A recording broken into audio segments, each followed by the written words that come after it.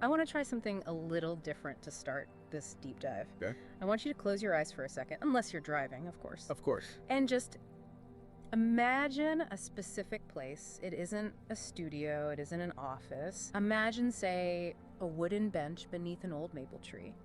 Or maybe, if you prefer, sitting on tatami mats, right beside a paper screen window.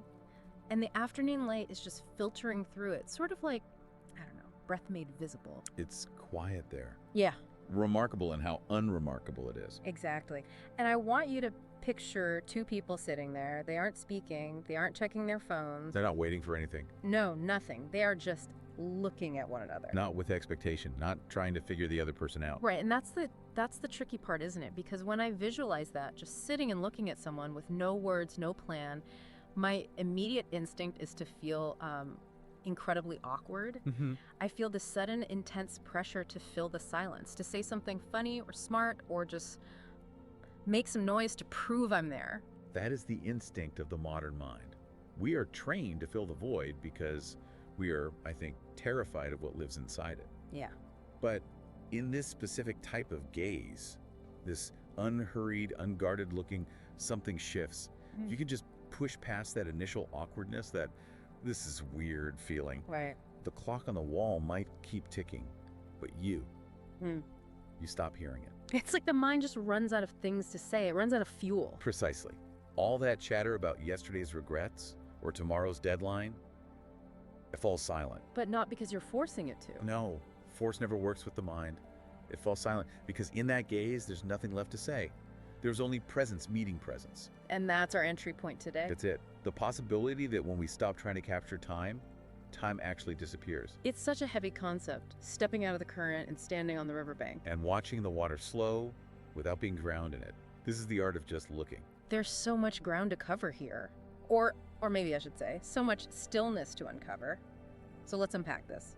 In Zen, there's a concept called shikantaza, right? Yes. Which usually translates to just sitting. That's right. It is the practice of sitting without a goal.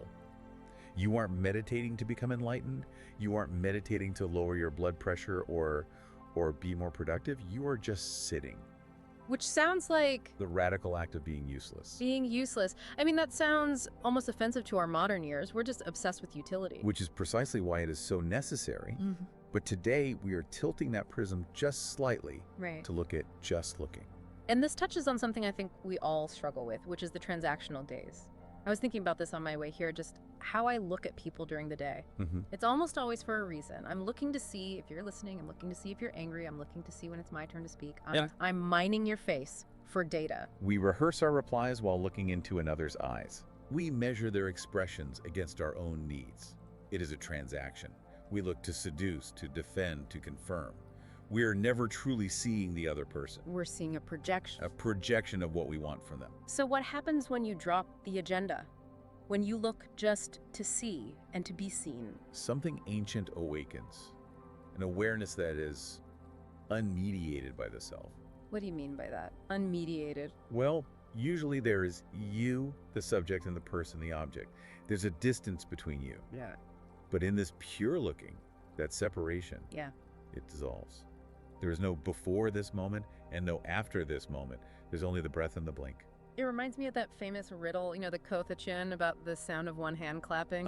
Yes. I have to admit, for years, I just thought that was clever nonsense. Or maybe a physics joke that went way over my head. Most people hear it as a riddle to be solved, a logic puzzle. Yeah, what's the trick? They think, is it the sound of air moving? Is it silence? But what if we reframe it? Okay. What if it isn't about sound at all?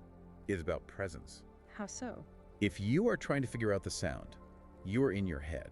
You are solving. You're living in the future, chasing an answer. Right.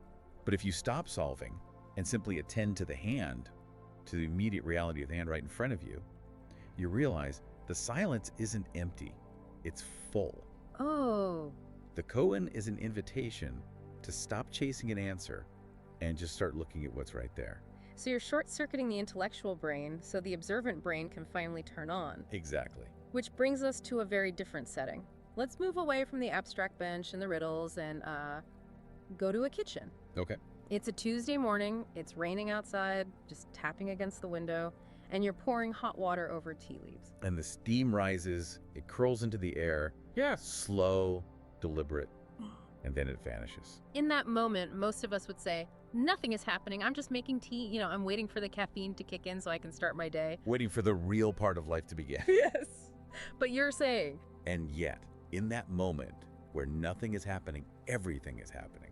That steam isn't just vapor. It is a dance of molecules, a sculpture of heat and air that will never exist in that exact form again. It's unique to that 1 second. Utterly. This is where the practice lives. Yeah. Not in the temples, in the teacups. There's a story about this that I love it, but I also find it incredibly frustrating. It's about Master Zhaozu. A classic. So a student asks him, what is the meaning of the Buddha's teaching? And you'd expect this grand philosophical answer, right? He's asking for the meaning of life. Yes. But Zhaozu just asks, have you eaten your rice porridge? And the student says yes. And the master replies, then go wash your bowl. Simple. But is it? Because I have to be honest, the first time I heard that, it just sounded incredibly dismissive. Like, stop asking me big questions and go do your chores. It feels like a brush off. It feels that way to the mind that wants complexity, the mind that wants a secret formula. Right. But Zhaozu is offering the most radical truth possible. He's saying enlightenment isn't in some abstract definition. It is in the wet ceramic. It is in the soap. It is in the specific action of this moment, washing the bowl fully. But washing dishes is boring. I think that's the resistance people feel. It's a chore. Is it boring? Yeah. Or are you bored because you are wishing you were somewhere else? That's a fair point. If you are washing the bowl but your mind is already at the office or replaying an argument from last night, Yeah.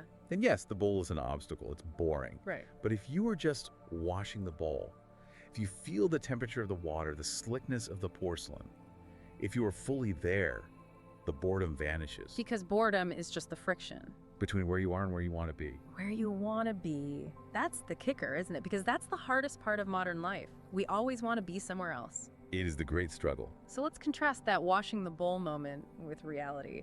You're washing the bowl, you're trying to have the Zen moment, and then your pocket vibrates. The phone buzzes.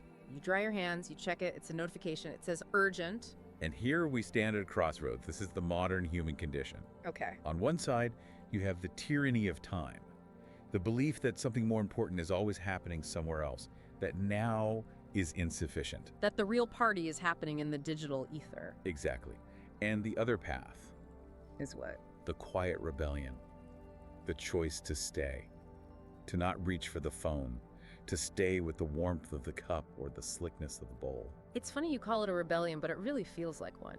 It takes legitimate willpower to resist that pull of the elsewhere. It feels physically hard not to look. It does. You know, neuroscientists call it a flow state, mystics talk about union, but Zen just calls it just this. Just though. Just this bowl, just this breath.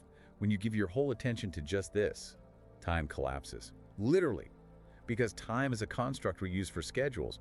It's irrelevant to the experience of being alive. I love the image of the child and the snail here. It captures this so perfectly without getting all mystical. Tell me about the snail. Well, you imagine an adult walking down the sidewalk with a toddler. They see a snail crossing the concrete. To the adult who's looking at their watch, this is a delay, an inconvenience. They're thinking, come on, we have to go, we're going to be late. Right. But the child just squats down. Yeah. And they watch the spiral of the shell. They watch that glistening trail it leaves behind, the slow, wavering determination of it. The child is not waiting.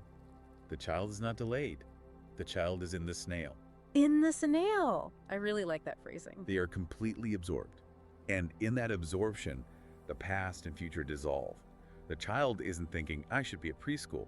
They're just there. Their whole universe has shrunk to the size of that shell. We lose that capacity, don't we? I mean, I feel like I've lost it. I can't remember the last time I was in the snail. We don't lose the capacity. We lose the habit. How so? We're trained to consume experience like content. Efficiently. Okay, saw the snail. Check. What's next? We move to the next thing. We listen to music while we're scrolling. We walk while we're texting. We are never just doing one thing. So we're never truly anywhere. Exactly. That hits home. We treat our own lives like a social media feed to be scrolled through, just swiping up on our own experiences. But Zen whispers, do one thing, do it fully, let it be enough. There is a phrase in Zen that is, Well, it's shocking. It's violent, actually. If you meet the Buddha on the road, kill him. Yes. It is meant to stop you in your tracks. But why? I mean, isn't the Buddha the goal? Why would you kill the guide? It sounds sacrilegious. Because it warns against turning presence into an idol. If you meet the Buddha outside of yourself, if you think enlightenment is a person or a destination or some specific holy feeling, you have missed the point. You're idolizing the concept. Instead of living the reality. So if I'm sitting there trying to have a perfect Zen moment, checking my mental dashboard to see if I'm enlightened yet. You've already failed. Exactly. If you are trying to be meditative, you are performing. You have left the present to chase an ideal of the present. So kill the Buddha means kill the concept. Kill the idol. Come back to the reality. The Buddha isn't the goal. The road is. I think we need some new koans for the digital age. Killing the Buddha is maybe a bit intense for a Tuesday morning commute. We can adapt the spirit of it. How about this? What is the sound of one notification ignored? Oh, that's good. Or, where is your mind when the kettle sings and you don't hear it? Those aren't jokes. They are mirrors. They ask us to look at where our attention actually is. Right. And the practice isn't about never getting distracted. I want to be very clear about that. Because people get so discouraged. Yeah, that's reassuring. Because my brain is basically a distraction machine. You will get distracted. You have a human brain. The practice is simply noticing that you have left and gently returning. Not with anger. No, not scolding yourself. Just returning. Like a leaf falling back to earth. That image of the leaf is so much gentler than how I usually treat myself when I lose focus. I'm usually, focus, come on, stop drifting. Just internal shouting. That is just more noise. Just return. There's another story about a student searching for a master that feels relevant here. He travels for months, he climbs the mountain, finally finds the guy, and the master is just sweeping the courtyard. Yes. And the student, probably exhausted and expecting some deep esoteric wisdom, says, I've come to learn the highest truth. And the master just keeps sweeping. Swish, swish. Finally, he looks up and asks the student, can you sweep? And the student is disappointed, right? He says, I didn't travel all this way to learn how to sweep. I can do that at home. And the master says, then you will never learn. So, it's not about the dust. It is never about the dust. Years later, that student realized that sweeping isn't about clean floors. It's about clean attention. Clean attention. That transforms everything. It makes the ordinary acts, washing dishes, walking to the bus, just listening to a friend sacred. It does. It means you don't have to go to a mountaintop. Zen doesn't ask us to transcend the world. It asks us to descend into it. Descend into it. To let the rain fall through you. To let the bird's song be your own voice. To stop resisting the mundane. There's a beautiful phrase that comes up here. The original face. What was your original face before your parents were born? Yeah, that's the one. It sounds like a question about genetics or reincarnation or something, but it's not, is it? No. It's not about who you are historically. It's about how you are. Okay.